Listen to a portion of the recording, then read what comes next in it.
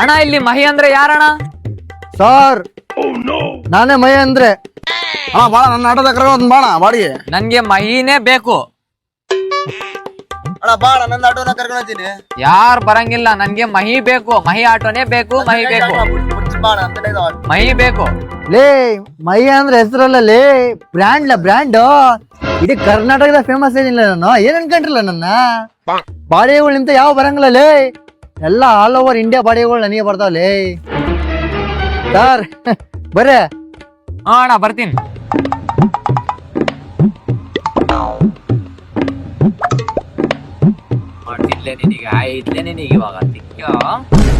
ಕೊಡ್ರಿ ಸರ್ 20 ರೂಪಾಯಿ.